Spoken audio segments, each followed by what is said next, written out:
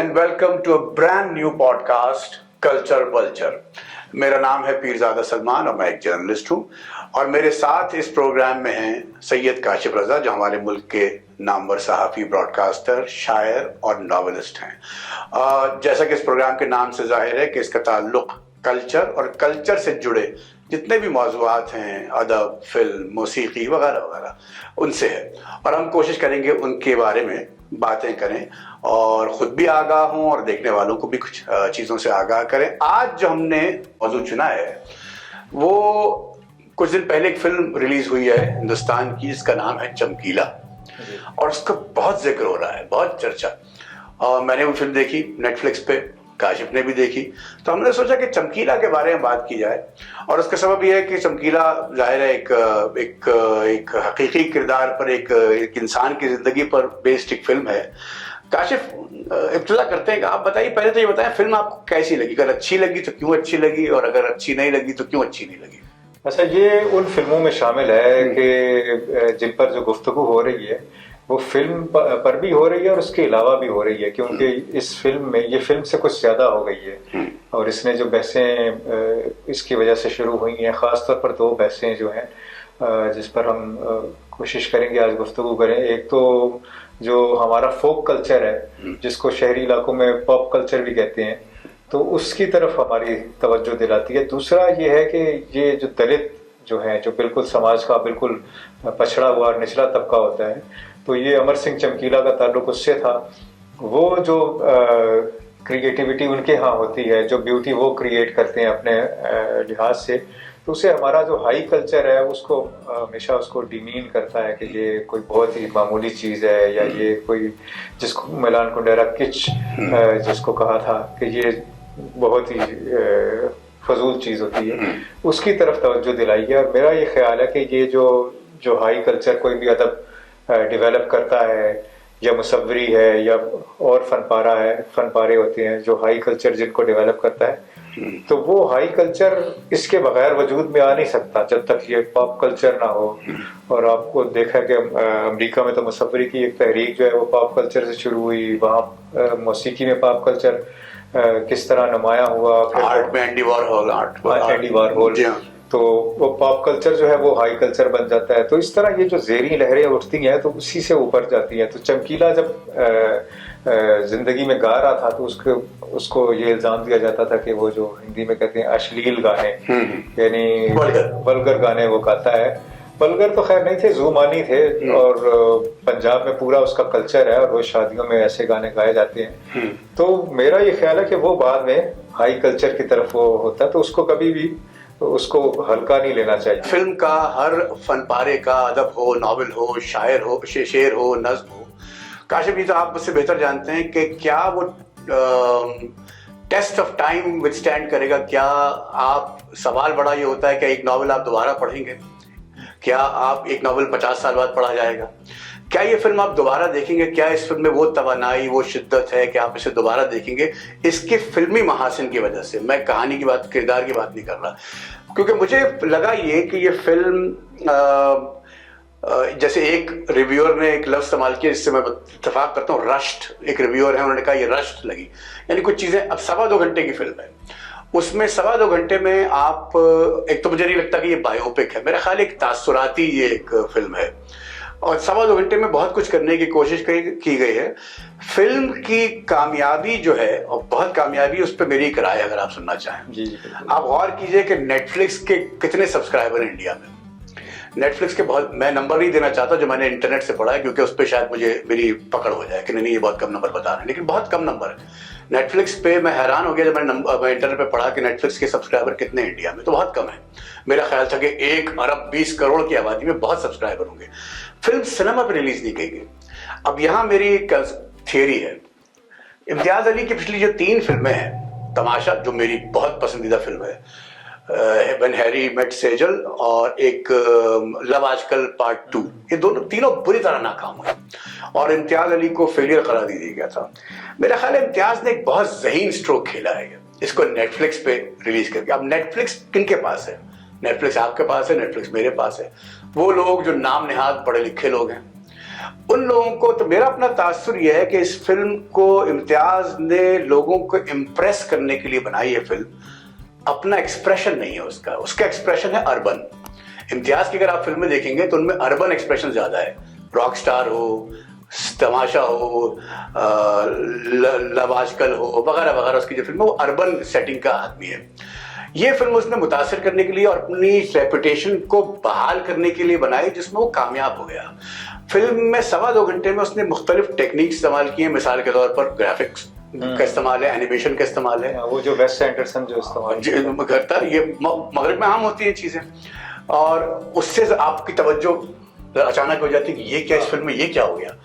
और आप सिनेमास्कोपिक नहीं है शायद। सवाल मेरा आपसे ये है कि ये फिल्म अगर सिनेमा पे रिलीज होती तो क्या कामयाब होती? हाँ नहीं, ये मेरा ख्याल है कि ये सिनेमास्कोप तो नहीं है, जैसे ग्राफिक्स का इसमें इस्तेमाल है। तो जैसे वेस एंडरसन की भी एक वो है, वो होटल वाली, क्या नाम है उसका, वो नाम मुझे भी याद नहीं आ रहा, होटल समथिंग, होटल जो है उसमें, होटल बुडापेस्ट, उसमें भी इस तरह ग्राफिक्स का इस्तेमाल है। उसमें भी वो महदूद स्क्रीन है, बल्कि उसमें तो कैमरा भी हिलाया जाता है, जैसे कि हमें बताया जाता है कि अगर इधर साथ वाला शॉट लेना है तो दूसरा कैमरा यूज होगा, उसमें कैमरे को मूव किया जाता है। और भी इस तरह की बहुत सी चीजें हैं, ग्राफिक्स हैं उसमें। तो उसका जो एक सिनेमास्कोप का तस्वुर है उसमें वो नहीं बैठता। और ये वाली फिल्म भी, और ये जो आप अर्बन की बैकग्राउंड की कर रहे थे, उसकी एक और भी फिल्म है, वो जो है जब वी मेट, उसमें पंजाब, हाँ उसमें पंजाब का है। लेकिन वो एक, मेरा ख्याल है वो उसमें जो पंजाब का जो सेट्स दिखाए हैं वो काफी आर्टिफिशियल भी है, यानी वो देही कल्चर वैसा नहीं है जैसे कि वो अन्य कोड़े दा दान एक बड़ी शानदार फिल्म है जिसमें एक्चुअल देहात को पोर्ट्रे किया गया, तो वो नहीं है। और वैसे ये दुरुस्त है कि मैं इसको दोबारा फिल्म को नहीं देखना चाहूंगा, क्योंकि फिल्में और बहुत सी हैं ऐसी। तो ये क्योंकि मुझे जो फिल्में पसंद हैं वो सिनेमास्कोप होती हैं, सिनेमाटोग्राफिक होती हैं, जिनके मैं मनाजिर बार देखना चाहता हूँ। बर्टोलुची की फिल्में हैं, डेविड लीन की फिल्में हैं, जो मैंने बिल्कुल अपने पीसी में रखी हुई हैं, जब चाहता हूँ उसमें से मनाजिर देख के खुश होता हूँ। ये उस तरह की फिल्म नहीं है। लेकिन इम्तियाज अली जो है, उसने जो पिछली भी फिल्में बनाई थी जैसे रॉकस्टार है, और ये जो जब वी मेट है, कम से कम ये पॉप कल्चर में बड़ी मशहूर हुई है ये दोनों फिल्में। और इनका म्यूजिक भी बड़ा मुनफरिद था, मुख्तलिफ था। तो ये डिबेट्स को कैप्चर करना, जो मास मीडिया इसको कैप्चर करना, जो बहसें हैं उनका रुख मुतय्यन करना, उनसे खुद मुतासिर होना, तो ये भी इस फिल्म में नजर आ रहा है, जो इसको शायद डिबेट्स में जिंदा रखेगा। अब एक और डिबेट छेड़ देते हैं, फिल्म पे आते हैं दोबारा। और रहमान को याद दिलाइएगा, मैं बात करूंगा कि रहमान की म्यूजिक क्यों शामिल की उसने, क्योंकि हमारे कुछ दोस्तों ने एतराज किया रहमान की म्यूजिक पे। फिल्म पे दोबारा आइए, ये बताइए कि फिल्म कत्ल किया गया चमकीला को और उसकी बीवी को, और ये बात सबको मालूम। अच्छा ये भी बता दूं कि 2022 से 23 में एक फिल्म बन चुकी है चमकीला पर, जोड़ी नाम है शायद। अच्छा। जी फिल्म बन चुकी है इंडियन पंजाब में। और मेरा, अगर मैं गलत नहीं कह रहा तो दिलजीत उसमें भी है शायद, लेकिन मुमकिन है कि मैं गलत कह रहा हूँ कि फिल्म बनी है चमकीला पर, लेकिन उसका कोई इतना असर नहीं हुआ था। अच्छा आप ये बताइए कि एक तो मैं फिल्म देखते हुए मुझे एहसास हुआ कि उसने अश्लील के लफ्ज़ आपने इस्तेमाल किया ना, फोकस उसका जो रहा है फिल्म पे वो उसके इन लिरिक्स पर रहा है, गानों के लिरिक्स पर चमकीला के, जनाब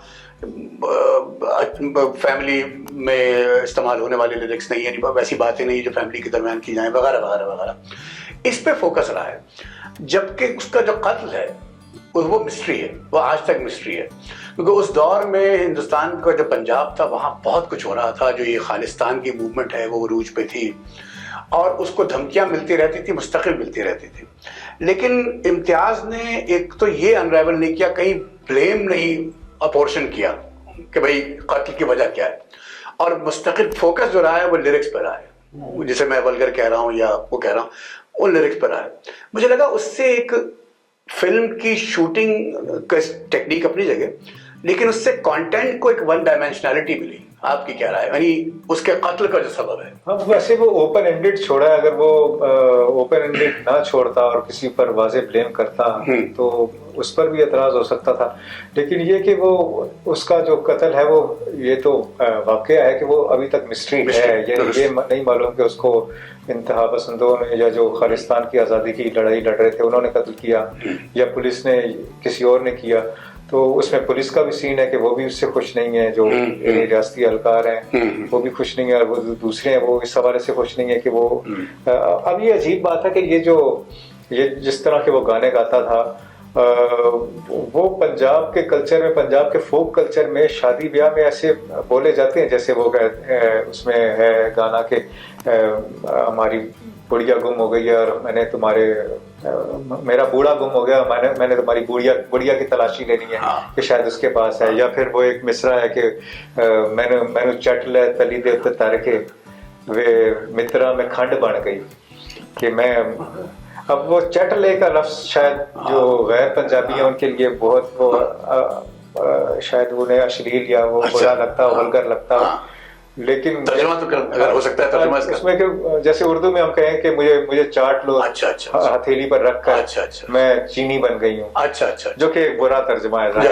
जो कि कल्चर स्पेसिफिक जो चीजें होती हैं उनका तर्जुमा करें जैसे हम अंग्रेजी में भी करते हैं गालिब का, तो वो एक मजाहिया सी चीज बन जाती है। लेकिन ये शादी ब्याह में इस तरह के मजाक चलते हैं, इस तरह के गाने चलते हैं, और ये खास तौर पर वो हमारा तबका जो बिल्कुल पछड़ा हुआ है उसकी जिंदगी में रोमांस यही होता है, उसमें एक डायरेक्टनेस होती है, उसमें सटल्टी नहीं होती, उससे सटल्टी की तवक्को रखना दुरुस्त नहीं होता। तो इसमें जो डायरेक्टनेस है, अब इस फिल्म में वैसे वल्गैरिटी नहीं है, लेकिन उसके जो गाने हैं उनको अगर एक दूसरा कल्चर देखे तो उसमें उनको एक अजीब चीज लग सकती है। अब इंडिया में ऐसी काफी फिल्में बन चुकी हैं, दूसरे जो इंडिया की रियासतें हैं, बिहार है, यूपी है, उनका जो पछड़े हुए निचले तबके का जो कल्चर है, गैंग्स ऑफ वासेपुर है जैसे, उसमें जैसे गालियों का इस्तेमाल होता है, तो हमारे जितने भी बड़े सगीर में जो निचला तबका है वो इसी जबान में बात करता है, और उसका जो रोमांस होता है, अगर औरत से ताल्लुक है, औरत मर्द का ताल्लुक है, उसमें भी सटल्टी आपको उसके बजाय उसमें डायरेक्टनेस नजर आएगी। तो पंजाब खास तौर पर इससे क्यों शर्मिंदा है, ये एक बड़ी अजीब बात है। खास तौर पर हमारे वाला जो पंजाब है वो इससे ज्यादा शर्मिंदा रहता है, जो ईस्ट पंजाब है वहां तो ऐसी नहीं है। तो ये आप देखने वालों के लिए, क्योंकि आपने शुरू में ये अहम लफ्ज इस्तेमाल किया, मिलान कुंडेरा एक राइटर थे चेक रिपब्लिक के, तो उन्होंने एक लफ्ज अपने 2-3 कहानियों में इस्तेमाल किया, कीच का लफ्ज। तो जो काशिफ ने इससे गुफ्तगू का आगाज किया कि कीच में आम फहम अल्फाज में ये है कि टेस्टलेस आर्ट तो है लेकिन टेस्टलेस है, ये जरा निचले दर्जे का आर्ट, उसको आप कैसे जोड़ रहे हैं? क्योंकि उसको जरा सा एक्सपेंड कर सकें, बड़ा अहम मौजूद है कीच का। नहीं, वो मेरा ये ख्याल है कि जैसे जो हाई कल्चर जो सैडल्टीज पैदा करता है उसके लिए जरूरी है कि उसे नीचे से एक रसद मिलती रहे। बल्कि वो गालिब का एक शेर मुझे याद आ रहा है कि वो जिसमें आईने और जंगार का जिक्र है, तो वो एक शेर है उनका कि मतलब जंगार के बगैर आईने में चमक पैदा नहीं होती, कसाफत, कसाफत लताफत बेहतर, पता नहीं क्या मुझे भी याद नहीं आ रहा शेर। कसाफत चमन जंगार है आईना है बादे बहारी का। हाँ, लताफत बेकसाफत जलवा पैदा कर नहीं सकती। लताफत जो है आईने की, वो बेकसाफत जलवा पैदा कर नहीं सकती। चमन जंगार है आईना है बादे बहारी का, क्या कहने। तो उस कसाफत वो जो उसमें होती है आईने के पीछे जो होती है, उसकी वजह से उसकी लताफत पैदा होती है। तो हाई कल्चर हमेशा मवाजने में पैदा होगा और सटल्टी जो है वो हमेशा मवाजने में पैदा होगी। अच्छा, शेक्सपियर जो है अब बड़ा हाई कल्चर का नुमाइंदा समझा जाता है, जबकि पहले नहीं था, जबकि अपने दौर में वो उसको भी अश्लील कहा जाता था। बल्कि मैं तो वो पढ़ रहा था अपना ये जो है जिस पर ओमकारा फिल्म बनी है, ओथेलो, उसमें तो जो खवातीन है या खातून है उसके लिए बाकायदा एक मलफूफ किस्म की गालियां उसमें। बिल्कुल 36, मैं वो लफ्ज इस्तेमाल नहीं करना चाहता, 36 लफ्ज इस्तेमाल किए शेक्सपियर ने एक खास गाली के लिए, औरतों के लिए। तो वो अब चूंकि वो अंग्रेजी हमसे जरा ओपरी हो गई, दूर हो गई, तो वो हमें हाई कल्चर का नुमाइंदा लगता है। तो वो भी इसी तरह के वो एक नीचे से उठ के आया, अपने एक कस्बे से उठकर आया और शहर में आया और उसको उजड़ किस्म का समझा जाता था। लेकिन ये है कि ये खुराक और ये रसद एक जिंदा तवाना माशरे को मुसलसल मिलती रहनी चाहिए। इस पर अगर आप रोक लगाएंगे तो हाई कल्चर भी पैदा। बहुत अहम पॉइंट आपने रेज किया, लेकिन मुझे एक और बात भी जो उसको इम्तियाज ने टच नहीं किया बहुत ज्यादा, और कीच वाली बात बड़ी आपकी बहुत अच्छी बात है, लेकिन आप जो दलित होना है ना, चमार कास्ट का था वो, जो दलित होना उसका, और उसने शादी अपर कास्ट में की। जो दूसरी बीवी है, जो परिणीति चोपड़ा ने जो किरदार अदा किया है, वो अपर कास्ट की है। मेरा ख्याल जो मुख्तलिफ बातें, मेरा ख्याल है इस बात को भी उसको जरा एक्सपैंड करना चाहिए था इम्तियाज को, कि उसका जो दलित होना था वो भी उसके खिलाफ जा रहा था बहुत ज्यादा। उसकी शोहरत यानी अमिताभ बच्चन के बराबर किसी के 80s में अमिताभ बच्चन ऐसा समझे कि जैसे 90s में शाहरुख खान, ये था। उसके बराबर अगर आपकी शोहरत आ रही है, जो उन्होंने क्लेम किया है फिल्मों में, तो कोई वजह होगी। मेरा अपना गुमान ये, आई कुड बी रॉन्ग है, कि उसका दलित होना जो था वो भी उसके खिलाफ जो साजिशें हुई थी, या गुस्सा पड़ रहा होगा कहीं, शायद उसका भी एक बहुत बड़ा पहलू है। वो था, वो जैसे जो उसकी जो वाइफ थी, वो मुझे एग्जैक्टली तो नहीं पता किस क्लास की थी, लेकिन वो जिस तरह के गाने, वो उसके साथ ही गाने गा रही थी। यानी हो सकता है कि आप किसी अपर कास्ट के हों, लेकिन आपकी माशी हैसियत ऐसी हो कि आप समाज में निचले दर्जे के हो सकते हैं, तो वो भी उसी क्लास की थी। दूसरा ये कि जैसे अमिताभ और शाहरुख खान 80s और 90s में बहुत मशहूर हुए, लेकिन खासतौर पर अमिताभ का लार्जर देन लाइफ उसका एक इमेज था, जबकि चमकीला मशहूर तो था लेकिन लार्जर देन लाइफ उसका इमेज नहीं था। उसको जो वहाँ बैठे होते थे सामने उसके सामईन, वो ही कह देते थे कि यार ये गाना नहीं गाओ, दूसरा गाओ, हटाओ इसको, गाने को नहीं गाओ, दूसरा गाओ। तो ये था, लेकिन असल जो रिजेंटमेंट थी, या इस तरह के जो लोग होते हैं जो हमारे लोअर क्लास के होते हैं, उनमें अगर कोई फनकार पैदा हो जाए तो उनमें उनके खिलाफ एक मज़ाहमत या रिजेंटमेंट ये पैदा होती है कि इसके आर्ट में वो सटल्टी नहीं है, और ये जो है वो कोई शायद छोटा आर्ट क्रिएट कर रहा है, लेकिन उसने तो जो दुनिया देखी है उसी के बारे में वो तख्लीक करेगा ना। अब दूसरी एक चीज़ जो मैं बिल्कुल, शायद इस पे बहुत लोग एतराज़ करें, मुझे एक चीज़ जो चमकीला में अच्छी नहीं लगी, और उसके मैं अपने तौर पर सबूत देना चाहूंगा, वो दिलजीत की अदाकारी है, जबकि इसकी बहुत तारीफ की जा रही है। आप उसी फिल्म, इसका सबूत आपको उसी फिल्म से मिलेगा। फिल्म में जो स्प्लिट स्क्रीन की टेक्निक यूज की है, कि ये चमकीला का, ये दिलजीत वाला चमकीला है और ये ओरिजिनल चमकीला का शॉट दिखा है।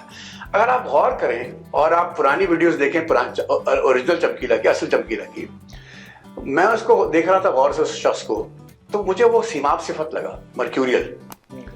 वो जिस तरह गाने गाता था, जिस तरह बात करता था, इन्हें बीवी को धक्के दे रहा है गानों के दौरान, यूं करके पुश कर दिया, वो इस तरह से था। वो है, वीडियो मौजूद है इसकी, आप देख सकते हैं।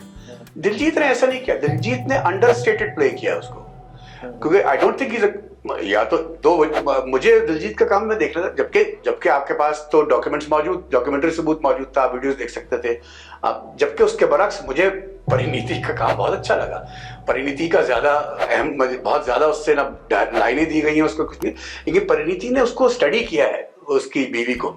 आपको लग रहा है कि उसको स्टडी किया उसने परिणीति काम से। मुझे ये, आपकी क्या राय है इस बारे में? वैसे दिलजीत दोसांझ जो है वो अदाकार तो जाहिर है नहीं है, गुलकार ज्यादा मशहूर है, और परिणीति जो है वो एक मजी हुई अदाकारा है।